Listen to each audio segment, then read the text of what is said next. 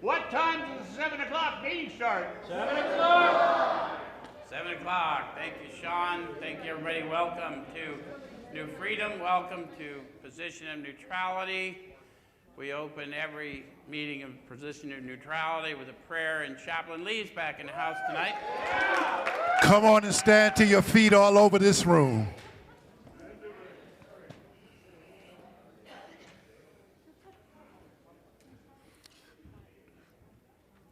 Father, we thank you again today for just another day that you have blessed us to see.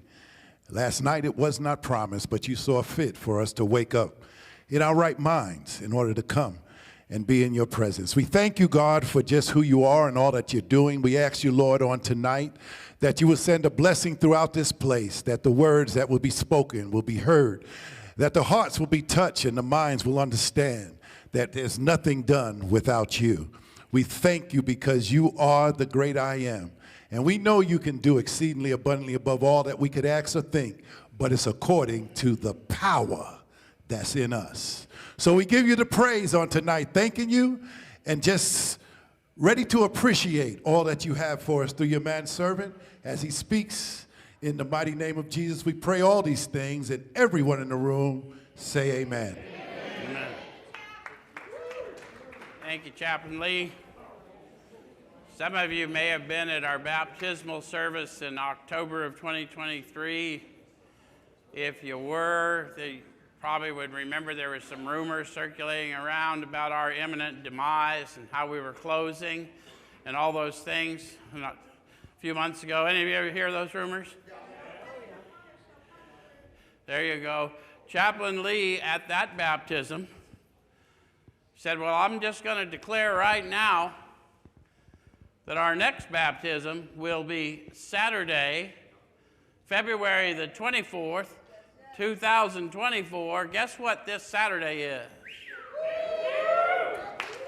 So, and if any of you have never heard a prophecy and then seen it fulfilled, come Saturday you can see it fulfilled. That's all on record. And not anybody was betting on it that night but Chap and I don't think. I was. There we go, Sean. A few of you, Wayne, Karen. All right. So, who's here at Position of Neutrality for the first time tonight? Anybody? Brian, and who else? Thank you. So, first of all, thank you. And second, let us warn you in advance, you're liable to experience us just a little different than other meetings of other fellowships you may have attended. And the primary reason that's liable to happen is that we intend for you to have a different experience here. What we do here, we've been doing for lots of years. We take a look at the suggested instruction for a step or so a week directly out of this book. And we use this book in 12-Step Recovery. Why? Does it work? Yeah, the process described by the authors of this book has been proven to work for addicts of the hopeless variety, addicts to alcohol and other substances, yes? Yes. And so what we attempt to do is just like the first 100 who wrote the book, to show you how to find your experience in the book. They said to show others precisely how we have recovered is the main purpose of the book. And so what I have to do is align my testimony with their testimony, and that's how you learn to read the book. And someone's got to show us how. So that's what we do. So what I'm not doing is telling you what the book says. I'm showing you how I find what it says to me and encouraging you to find what it says to you. Does that make sense? Yeah. And tonight we're going to be in steps 10 and 11. Cool. So these are misunderstood practices, I think, because people have not fully internalized the encounter in 2 and the power that enabled our decision in 3 and the consciousness of the power that we had obscured, that we pulled the veil off in 4 and 5, and now we've been out in this manner of living. We've been subordinating the ego, admitting to harms done, and we're starting to awaken to a spirit man within us, a spirit woman within us, yes? Yes? And so now the idea in 10 and 11 is to walk consciously with that new creation within. Yes? Okay. So we're going to start on page 83. At the end of the last lesson, they talked through the 9th step practices. We're going to now start reading the 9th step promises, because that's what leads us into the manner of living. Yes? Yes. So it says, if, or on the bottom of 83, if we're painstaking about this phase of our development, we'll be amazed before we're halfway through. So what phase? 4 through 9. Yeah, to Sean's point, we've learned the practices of 4 through 9, and now we're about ready to move forward into the growing consciousness, the application of those practices. Does that make sense? Yep. So it says we're going to know a new freedom and a new happiness. For those of you online, we're at New Freedom, and every time we say New Freedom, we get a little whoop. So what's new mean? Yeah, new means new, right? So whatever freedom I may have experienced in the past, this is new. Does that make sense? Whatever happiness I may have experienced in the past, this is new, right? And what did I ask for in 3? Freedom from the bondage of self. Relieve me of the bondage of self, that I may better do thy will. So what I'm experiencing is freedom from the bondage of self. Even if I didn't believe in prayer when I did it, if I've carefully followed directions, I'm now experiencing that which I asked for. Yes? Okay. Then it says, we'll not regret the past nor wish to shut the door on it. Why? It's our asset. If we're at this phase of our development, we've looked at the harms done, we've looked at the people we've harmed, we've taken ownership of that, we've agreed to start making approaches, yes? Subordinating the ego a little bit, yes? Okay. So I'm learning how my past can be used to alleviate suffering for others, because I should probably be trying to help others now if I've started on my amends phase. Yeah? Okay. Then it says we will comprehend the word serenity and we will know peace. Check the words they wrote. They're clearly talking about states of being, aren't they? Comprehend and know. How does one comprehend? Got to come with a level of understanding. How many of you had a spiritual rearrangement happen in you, and it took a while for you to be able to explain, and you still can't fully explain? You still can't explain it to the satisfaction of somebody else that wants to understand, probably, can you? They'll have to look at me and feel me to see the difference, because there's no way I can explain to you all the ways I've been made different. But I can comprehend it, yes? I can be a conduit of it, right? That's what I'm learning, right?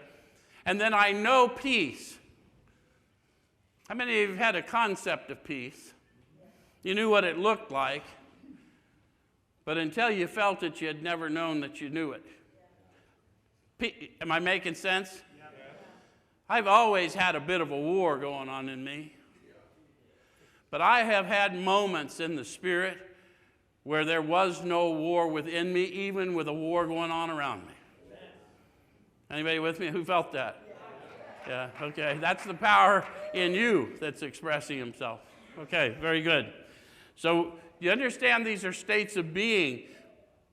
One day, someone in an AA hall hung these promises on the wall, and they said, these are the promises. And that's not a problem until you realize that it can confuse. Because we don't understand these are states of being. They're things that happen in us and on us without anything that we particularly do other than follow their instruction. And a lot of people come to our fellowships and they don't follow their instruction. Yes?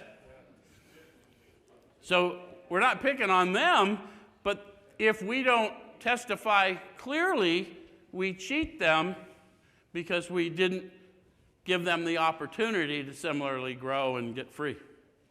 And we lose a lot of our people in our fellowships. You know that, right? How many of you have been around fellowships for a while and know that if we don't explain the difference between fellowship and program, that rarely have we seen a person fail thing fades.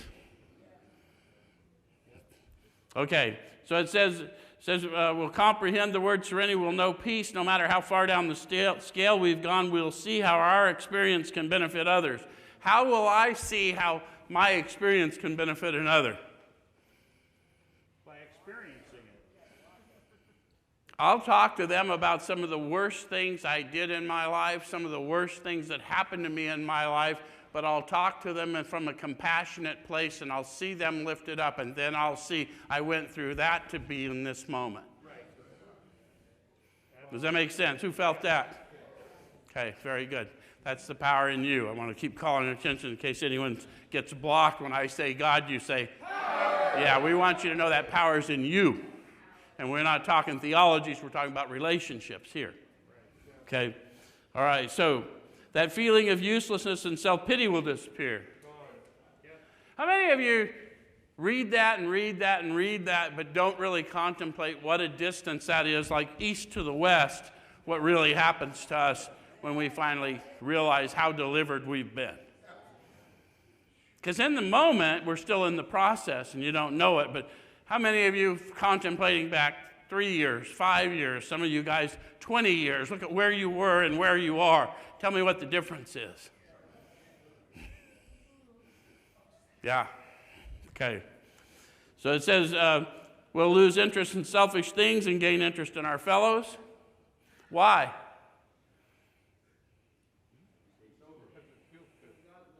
That's where the buzz is. Right back to Paul's. I'm still acting in self-interest, but I've learned my self-interest is served best by meeting your needs.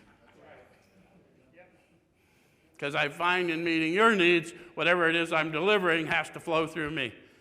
I always wanted to be the best dope dealer in the community. And all you had to do is sign on the God Squad, and you are the best dope dealer in the community. Nobody wants to go to a subordinate when you go straight to the plug, right? All right, so self-seeking will slip away. Our whole attitude toward and outlook upon life will change. How many of you had that shift? That continues to happen. That's progressive, guys. Fear of people and of economic insecurity will leave us. How many of you were afraid to even speak to people, engage with people by the time you got? How many of you have found that you can do that now? How many of you have financial setbacks and don't think it's the end of the world? Yeah, sometimes we're not, I mean, we give them the idea that we're just going to fall into a pile of money and live happily ever after. That's not what happened. Fear of economic insecurity leaves me when I experience economic insecurity and find it's a survivable event. Yes? So we'll intuitively know how to handle situations which used to baffle us, and we'll suddenly realize that God is doing for us what we could not do for ourselves. So as you acknowledge those things, now you're with them. Suddenly, maybe not so suddenly, but really something has happened that has moved me. Yes? So are these extravagant promises? That's the chant. But are they extravagant promises? If you'd never read this and someone said, oh, that stuff's going to happen for you. Yeah, horse shit. How's that going to happen? Right? So they put it there to question, are these extravagant promises? Yeah, they really are. But here's the deal. I got no reason to lie to you. These things are happening, not only for me, but for millions. We think not. They're being fulfilled among us, sometimes quickly, sometimes slowly. They will always materialize if you work for them. We want to get focused now on what that work is, right? Okay. So this thought brings us to step 10. So what thought? Am I experiencing the promises? Do I want more of it? Am I not experiencing the promises? What's the answer? The other condition, if we work for. What am I doing? What am I not doing? It's really not about what I'm doing, because what I'm doing is simply focusing on what your needs are and working for them, right? Yep. But if I'll do that, my needs will get met. Yep. That's the act of faith. All right, so it says, which suggests we continue to take personal inventory and continue to set right any new mistakes as we go along. So if I'm going to continue, when did I start? So I learned to take a personal inventory in step 4. I'm going to continue doing that. Back to Sean's point. I know the practices, now I'm going to get disciplined in the practices. Yes? And step 9 is obviously the second part of that. And then it says we do this when? As we go along. Don't stop. Keep moving. When you start your amends approaches, also start your amended life. Constant focus on others and how to meet their needs. Does that make sense? Yep. And then it says, we have entered the world of the Spirit. We vigorously commence this way of living as we cleaned up the past. So the manner of living, to Sean's point, they spoke to us about a manner of living back in that How It Works chapter, told us the people who do not recover are people who are naturally incapable of grasping and developing a manner of living. They wouldn't have told us that had they not intended to break down precisely what that manner of living looked like, and that's what we're fixing to do tonight. Does that make sense? So then it says, we have entered the world of the Spirit. So, 2 questions. What's it like to enter the world of the Spirit? Peace and serenity. We comprehend the word serenity. We know peace. We just checked out the 9th step promises happening in your life. Have you experienced those states of being? Have you seen how your musty past can be used to alleviate suffering for others? Have you started to realize there's something in you that's better than the way you think? Then you've entered the world of the Spirit. Does that make sense? Okay. So it says our next function is to grow in understanding and effectiveness. So understanding of what? Effectiveness at what? You've entered the realm of the Spirit. That's a different realm than the realm I had been living in. Yes? Even though I haven't been plucked from this realm, I've realized there's vastly more in play than I had once imagined. Yes? Some people describe it as they started to see color where they always saw gray. Some people describe it as I started to hear birds singing. I wondered when they had quit. I've heard all kinds of expressions about that, but what I want you to know is we're now in a different realm, and we're going to start improving this vital 6th sense they're going to talk about later. The 5 senses we know, that's how we've been imprisoned. The vital 6th sense is vital because that's life. That's how I get out of the prison of the 5. Yes? Okay, so our next function is to grow in understanding and effectiveness. This is not an overnight matter. Why did they tell us that? Because it's going to take a long time. How many of you have started on something and then you didn't get the desired result on day 3 and just said, ah?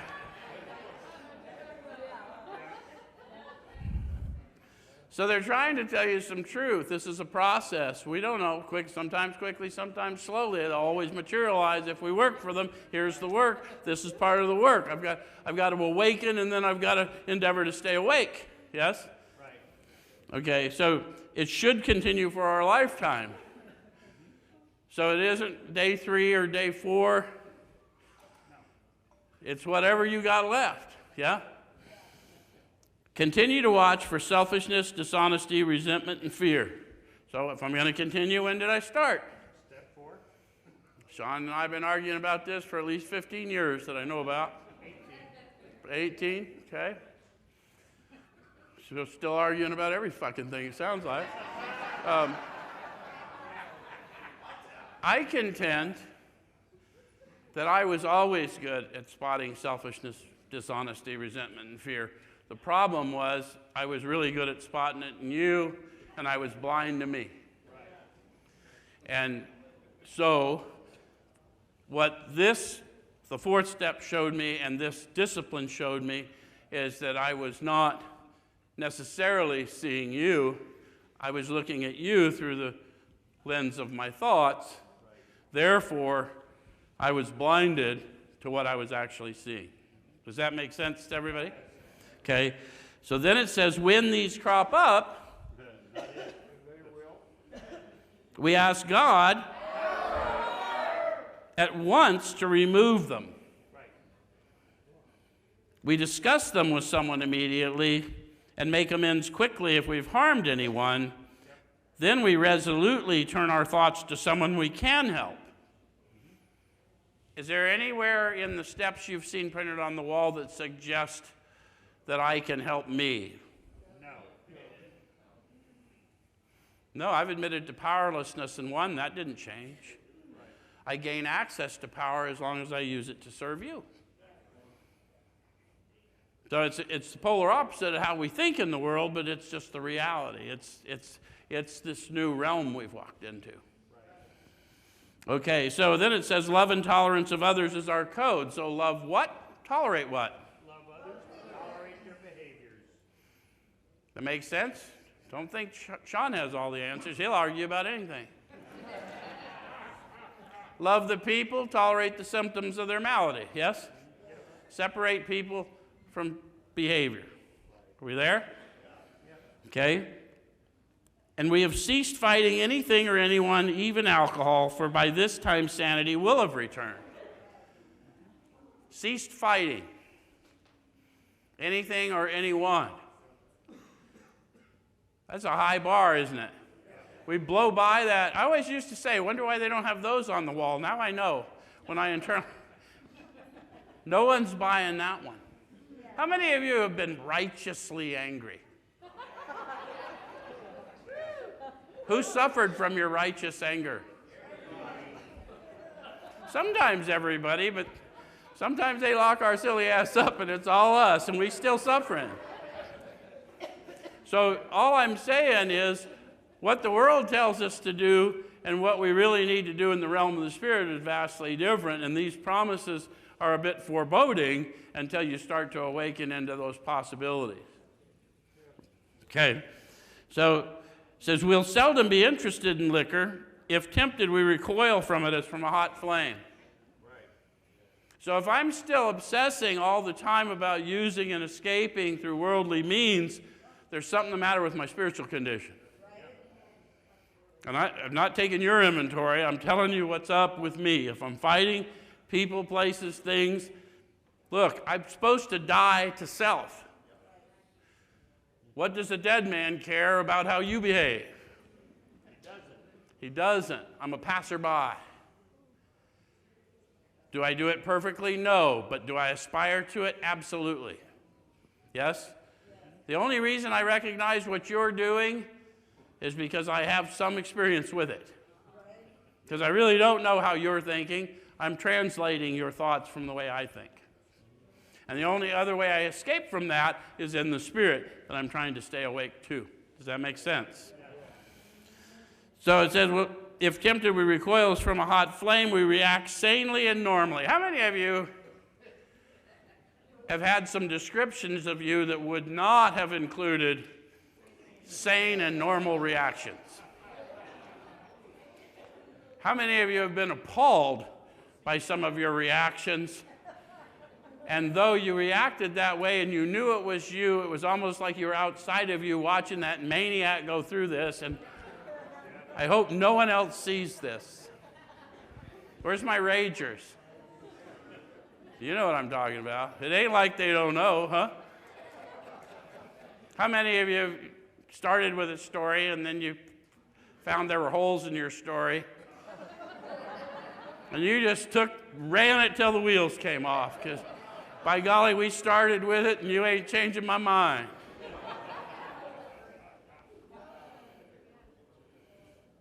It says we'll find this has happened automatically. How many of you found that happens to you less and less?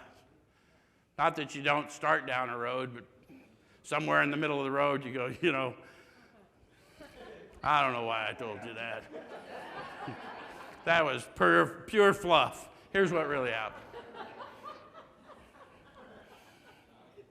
Okay, so we'll see that our new attitude toward liquor has been given us without any thought or effort on our part. It just comes. How many of you had that monkey on your back just yanked off and just was not there?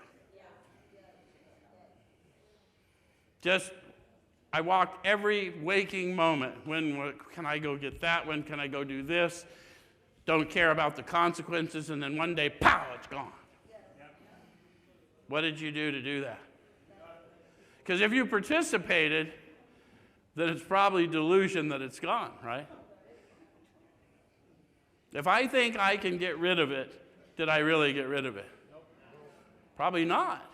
How many times did you just know I'm through forever?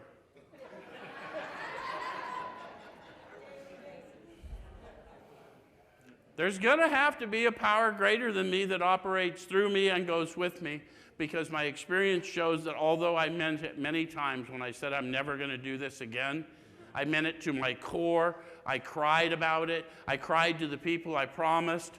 And then when it came time to do it again,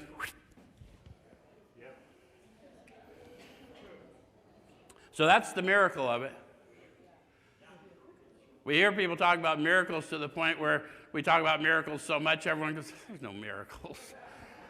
But if you know who we were, and you know who we are, and the only difference is Him,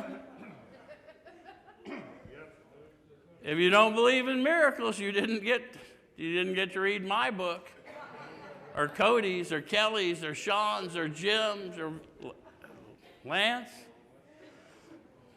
or any number of you I know in the room, right?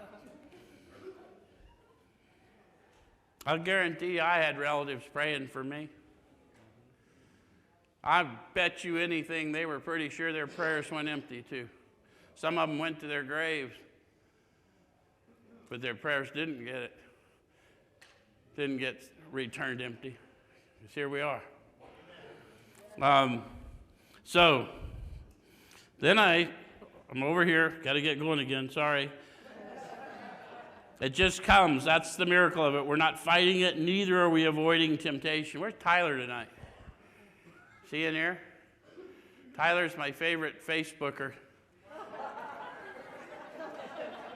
Don't get too mad at his right-wing views. But what he tells people in recovery is, if you're fighting it, you're doing it wrong. And we got all kinds of people in fellowships. You got this. Fight it. Just keep fighting. No. We've ceased fighting anything and everyone, even alcohol.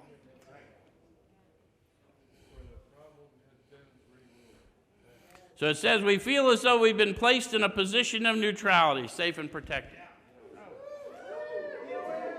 I often get asked, what's PON stand for? Well, PON stands for position of neutrality. Well, what the hell does that stand for?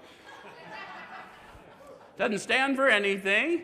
It's the testimony of the authors, and they said that when they were at this level of consciousness, they felt as though they had been placed in a position of neutrality, safe and protected.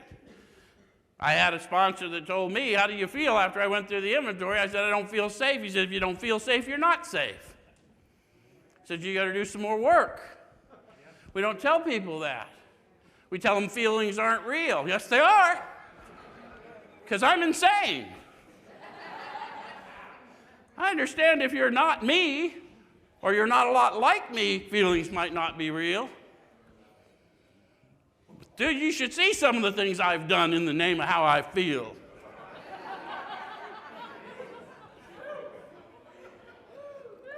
So this is a book for alcoholics, to remove me of a human condition that's dangerous for people like me with the deadly affliction of addiction.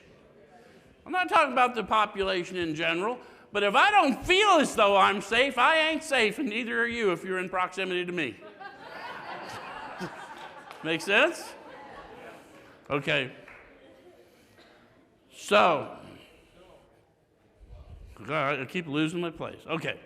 Safe and protected. We've not even sworn off. Instead, the problem has been removed. So what's the problem?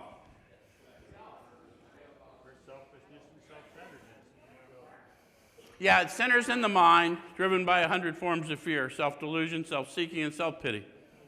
I've been wrongly focused. I've been pursuing to gather unto me, and I need to spend my pursuits in service to you, and if I'll do that, I'll get what I need and more. It does not exist for us. We're neither cocky nor are we afraid. So they give us a clue. They're driving us right back to the fear I experience in my mind that causes a self to manifest in me, either to prove to you that I am something you would like, or that I am something I'm not, or it steals my identity from me, and I start acting in a way that's inauthentic to me. Any of you ever do that? Had a group of people you really wanted to like you, so you decided to try and act in a way that they would like you? Did they like you? No, and now I don't like me either, right? Okay. So that's our experience. So people say, that's not for me and all that, I understand, but if you want to argue about AA's teaching, you're going to have to go to a graveyard because they all dead. And if you really need recovery, you're going to get there soon enough. That's what they told me, get to God or get to God. So that's how we react so long as we keep in fit spiritual condition. So if my reactions aren't sane and normal, am I in fit spiritual condition? Nope. If I'm fighting anything or anyone, am I in fit spiritual condition? Nope. That's not a curse. It's just an awakening. Bless them for awakening you rather than cursing them for disturbing your slumber. Quit walking around asleep. Does that make sense? Okay. Good. Give God a round of applause. There you go. So then they warn us about the experience. It's easy to let up on the spiritual program of action and rest on our laurels. What do they mean? It's easy to sit around and tell everybody about all the difficulties of gaining that digit on your chip and why you're now empowered to know everything about their life. But it's best not to rest on our laurels. Does that make sense? So we're headed for trouble if we do. For alcohol is a subtle foe. How many of you had a little time clean and thought everything was good until it wasn't? How many of you were pretty sure that you would just go do the same things you did the first time and it'd all work for you? Any of you ever just change your sobriety date because you wanted it more a convenient date? I don't want to celebrate on the same day. I would like to align this more with my birthday or something. And just judging from that, some of you have tried that. Hard to nail down the year, ain't it? So we're not cured of alcoholism. To realize they never tried to cure alcoholism. They don't try and cure your peanut allergy. They say, don't eat peanuts, here's your EpiPen. Right? They tell you more about alcoholism, we're like men who have lost their legs. They never grow new ones. We're not here to cure alcoholism. We're here to be relieved of the bondage of self. That's it. And then stay awake. Okay. So what we really have is a daily reprieve contingent on the maintenance of our spiritual condition. Every day is a day when we must carry the vision of God's will into all of our activities. So they said we must carry the vision of God's will into which activities? Which makes sense by 12 when they say we're going to practice these principles in all of our affairs. You're starting to see the all-inclusive nature of the steps. It's not a one and done, it's a manner of living. And anytime you're in 12, you're in all of them all the time. Paying attention to the Spirit. Yes? Okay. So then they say, how can I best serve thee? Thy will, not mine, be done. Now that's how they do it. If you don't talk in King James language, don't get your knickers in a knot. It's all about, I'm here to serve. What would you have me be in this situation? Yes? The doer will do with me what the doer needs done. I'm a human being, not a human doing. I just need to be faithful. I need to be trusting. I need to be loving. I need to be kind. I need to be tolerant. I need to be quiet and let the Spirit use me. Does that make sense? And that bracket, not mine, by the time we get through with tonight, you'll see why that's there. There is no will apart from God's that can prevail. There's God's will, and my opposition to said will. And so that delusion will go away when I'm awake, and we'll talk about it before we're done tonight. So you don't think I made that shit up. There's a reason it's in brackets, and later it's gone. And then when you know about yourself awakened and when you've fallen into slumber, then you'll realize, yeah, sure enough. Okay, so these are thoughts which must go with us constantly. When? We can exercise our willpower along this line all we wish. It's the proper use of the will. How many of you hesitated to turn your will over because you thought, I don't want to give away will?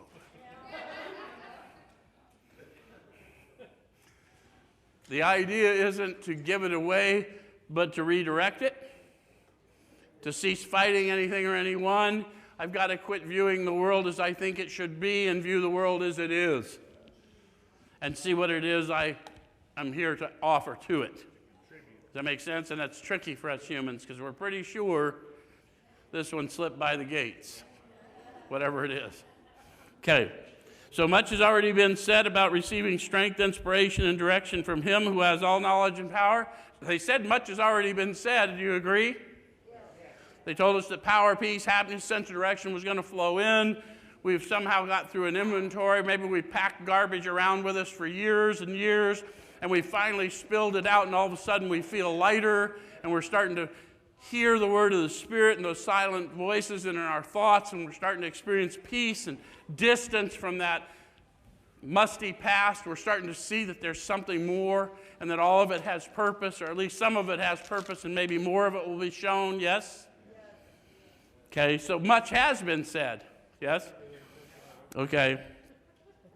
So it says if we've carefully followed directions, so have we carefully followed directions? Those of you done through your step process at least once and you're showing others and doing this, have you carefully followed directions? Okay, let's see if they're telling us the truth. We've begun to sense the flow of His Spirit into us. How many of you have felt a little something, revelation, some inspiration here tonight? Then you've carefully followed directions. Because now you've started to feel, that's why I keep pointing out that's happening in you. It's not coming from up here. We're sharing it, but it's happening in you. So to some extent, we become God conscious. Now, talk about what conscious is. Aware that I'm aware. Not only is it happening in me, but I'm aware that it's happening in me. Why is it important that I am aware that I'm aware? Because you're still going to think like you in many situations, but you're going to be empowered to act better than you're thinking. Has that happened for you? So I need to know when it comes on me and I'm being asked to do something that I'm reluctant to do, to start moving into it. Increase my faith. Does that make sense? The fear will diminish if you'll stay disciplined in this practice. Now that I know what God conscious is. It says we've begun to develop this vital sixth sense. So spiritual fitness is all about developing the vital sixth sense. So how many of you have gone to the gym to develop some muscle? And how many of you got to a point where you really enjoyed it and you progressively got stronger and you maybe look different than you thought you would, but you feel better all the time? Yeah? So the same thing's going to happen when you develop your spiritual muscle. Your spiritual muscle is the vital sixth sense. Vital sixth sense is vital because it is life itself. Does that make sense? So it says, but we must go further, and that means more action. Step 11 suggests prayer and meditation. So they've told us about some prayers, and they've told us about receiving inspiration and direction. Now they're going to tell you in real time how they grew in that. Does that make sense? Okay, so we shouldn't be shy on this matter of prayer. Better men than we are using it constantly. I'm on page 86 for those of you who are looking at me perplexed because I'm darting all over the place. It says using it constantly, it works if we have the proper attitude and work at it. How many of you understand what they mean? They didn't misspeak when they said, as we're growing in the Spirit and we start walking awake in the world, that we're using prayer constantly. I think when we first get here, we don't think that. But as we grow, we realize the world's disturbing a high percentage of the time. And if I don't stay in prayer a high percentage of the time, I'm fairly likely to lash out or say something inappropriate to the moment. So it works if we have the proper attitude and work at it. So what's the proper attitude? They told us about it in the very first step instructions. Honestly want to, willing to make the effort. That's why it's so important that you have a tangible encounter with power in 2, and that you know the power we're talking about is real and sensory and tangible, because you'll never do this if you don't know that. Does it make sense? Yep. If we keep talking to people in theologies, or we keep talking to them about external things, we cheat them of the freedom that comes from improving consciousness of the Spirit within. So it would be easy to be vague about this matter, yet we believe we can make some definite and valuable suggestions. So how many of you have heard vague instructions on how to pray and meditate? It's on the wall. And then how many of you would like a little more specifics? Yeah. Not what you should do, but what they did and what they experienced as a result, because that's the way we're supposed to tell the story. I once thought and felt as you do, but I doubt I'd have made much progress had I not taken action. This is the action I took. This is what I experienced as a result. That's the whole book. So I've got to learn to read it like they're telling me the story, and then try and apply it to my life. Does that make sense? So it says we constructively, when we retire at night, we constructively review our day. So how many of you would find a constructive review of your day a bit of a change from some of your other activity? Sure. Any of you ever destructively review your day? Or perhaps destructively review someone else's day? So in this review, in this constructive review, they've got some questions, very specific, yes? Were we resentful, selfish, dishonest, or afraid? Same things I was looking for in 4, and then that they told me to do in the 10-step instructions all day as I went along. Now I'm in 11-step instructions, again, the all-inclusive nature. They know I didn't do it perfect all day because I'm human, they're human, we're all human. They're telling you what they do now, though. Notice how they're no longer in past tense. This is what we do. Always before, this is what we did, but now they're telling you this is what we do. Okay, so then it says, do we owe an apology? Occasionally. Have we kept something to ourselves which should be discussed with another person at once? I hate that.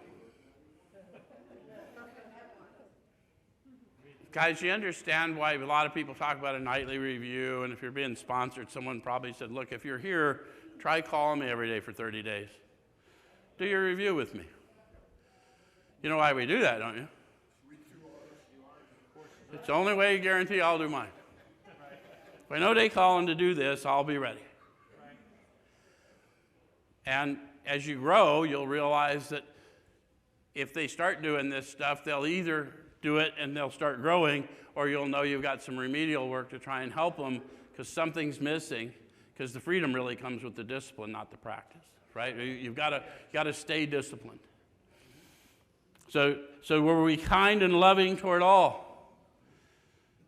How many of you had some days you thought were just great because you didn't have any major blow-ups? Yep, kind and loving toward all, absolutely. And then someone points out, in your thought life? It's not an ouch, it's a growing consciousness, right? If I had a lot of unkind thoughts, but I didn't throw a complete shit fit on the freeway, well, that's a win. However, would have been a better day absent the thoughts, wouldn't it? So there's growth, and there's monitoring of the spiritual status by my observable actions and thoughts now. Yes? People want to talk about self-control. Self-control is a divine gift. People can possess it, but it's a gift. And you're going to have to do these disciplines in order to wield self-control. All humans will. Or you'll just go get what you want, because that's what we do. I want it, I see it, it's mine.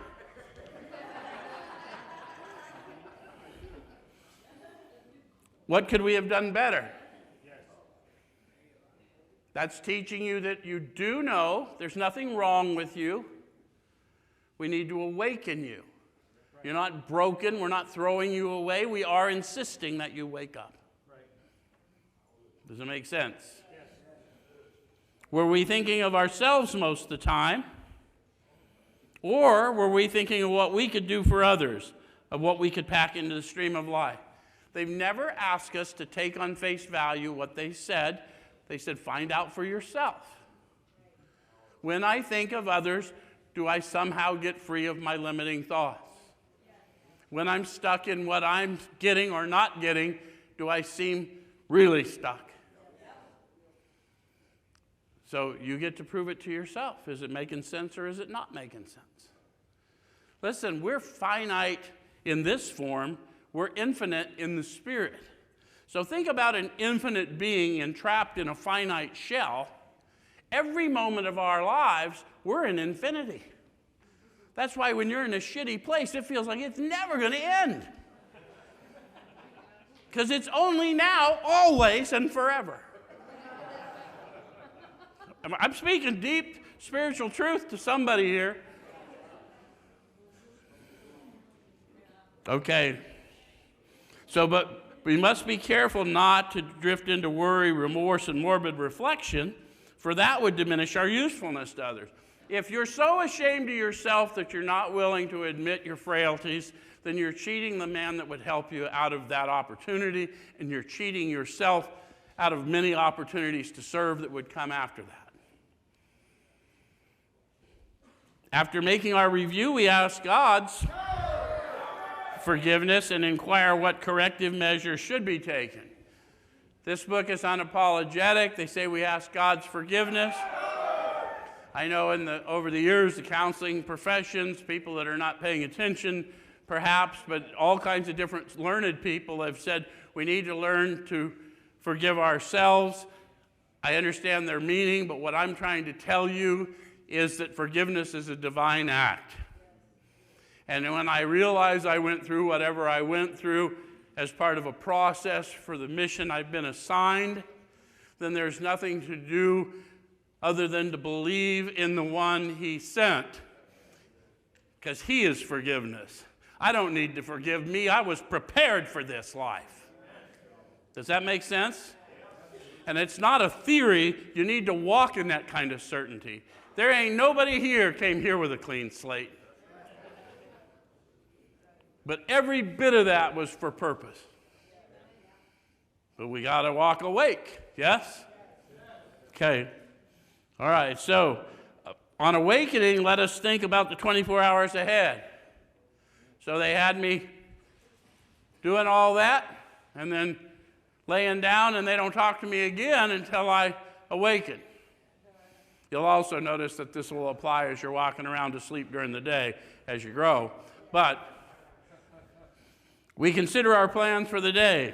Before we begin, we ask God to direct our thinking, especially asking that it be divorced from self-pity, dishonest, or self-seeking motives. If you're brand new to this and you're not too happy about prayers and what have you, and you don't like these and thous, please direct my thinking, especially if it be divorced of selfish, dishonest, right, self-pity, whatever. Something like that makes sense to you. Every time you're going into a situation where you've traditionally responded badly, get your thinking right before you go. Go in with confidence. Stay in the prayer. And you'll be surprised how different your experiences start to be because you're going in properly guarded. So it says under these conditions, we can employ our mental faculties with assurance. My mental faculties, my thinking, are a tool of the Spirit to navigate this worldly realm. The interesting thing about a tool in this realm, if I don't employ my mental faculties, they will employ me. Because I'll be back in those 5 senses imprisoned. So what I'm trying to tell you is it's not really a choice, it's an alternative. My mind is the tool, or Joe is a tool. And I've heard both. Okay. So, for after all, God gave us brains to use. Our thought life, now we're going to talk about how we really live out our lives as humans. You ever notice how everyone else seems to age? And wow, those people, that's not wearing well on them. Thank God I was so blessed. You young ones don't know what I'm talking about, but give it a while. Everyone in the room's old but me. So we live out our life in this plane of thought life. That's why some experiences, the exact same experience, can be terrible, and another time it'll be good because I'm living it out here. It depends on what I paint it with. So we want it, it said it will be placed on a much higher plane when our thinking is cleared of wrong motives. So why did I say the prayer? To ask for the power to clear my thought life of wrong motives so I can better see. Yes? So in thinking about our day, we may face indecision. Any of you ever have that happen? You want to know what they do about it? Let's read the book. We may not be able to determine which course to take. Here, we ask God for inspiration. So we ask, God, inspire me. Are you following them? This is really that simple. People try and make this hard. The power in us. Ask the power in you. Inspire me. And then it says, an intuitive thought or decision. It will come to you as it did to them as an intuitive thought or decision. Your intuition cannot be activated when you've already decided the way it's going. You'll have to be absent self for the experience to come on you. And I'm telling you, it will come on you as soon as you quit trying to give specifications to the power about how it should look. I'm confused, inspire me, and then wait for the intuitive thought or decision. And if you will practice these things, you will find they come to you. And then it says what was that? What happened? We relax and take it easy. So why did they tell us that? Because we don't have to struggle anymore. We've ceased fighting. We're going to have to relax. We always want everything now. And sometimes now it's not the answer. You ever heard anyone say that? Don't pray for patience. Well, we say that, but the point is you may not need patience in this situation. You're telling the doer what you need to be. Patience is a being, not a doing. So why would I pray for patience when I need tolerance or when I need endurance? Right. You don't have to pray for patience. The reward of experiencing patience is that whether you're patient or impatient, you're still going to have to wait. True. So why are we fighting? So we don't struggle. We're often surprised how the right answers come after we've tried this for a while. So they're describing to you the process. And if they do that and stay disciplined, they're surprised how the right answers come. But then they're going to talk about the progressive awakening. What used to be the hunch or the occasional inspiration gradually becomes a working part of the mind. Seize that promise, folks. If you'll stay disciplined in this process, sometimes quickly, sometimes slowly, but that will start happening. You'll just quit struggling more and more of the time. And then it says, being still in experience and having just made conscious contact with God, it's not probable that we're going to be inspired at all times. we might pay for this presumption in all sorts of absurd actions and ideas. I can tell you in my own experience, if I'm wanting a deviation from what it is I have to do, I may sit around pretending I'm waiting for an inspiration when what I need to do is go to work. Anyone else? So, as we grow in it, we realize, stay busy, he'll let you know. Nevertheless, we find that our thinking will, as time passes, be more and more on the plane of inspiration. We come to rely upon it. So they're telling you what the growing awakening is. So we usually conclude the period of meditation with a prayer that we be shown all through the day what our next step is to be, that we be given whatever we need to take care of such problems. We ask especially for freedom from self-will and are careful to make no request for ourselves only. We may ask for ourselves, however, if others will be helped. We're careful never to pray for our own selfish ends. Many of us have wasted a lot of time doing that, and it doesn't work. You can easily see why. If you haven't done any of it, you may not easily see why, but the reason is a lot of times we pray for outcomes and deliverance when what we really need is power to get through the obstacle in front of us, because the obstacle in front of us is our path. I mean, it's trying to strip from me low self-esteem and guilt, shame, and remorse. So I'm empowered to walk through some humbling experiences in order to strip from me that loss of identity I experienced by living in such a depraved state some part of my life. Does that make sense? So if circumstances warrant, we ask our wives or friends to join us in morning meditation. If we belong to a religious denomination which requires a definite morning devotion, we attend to that also.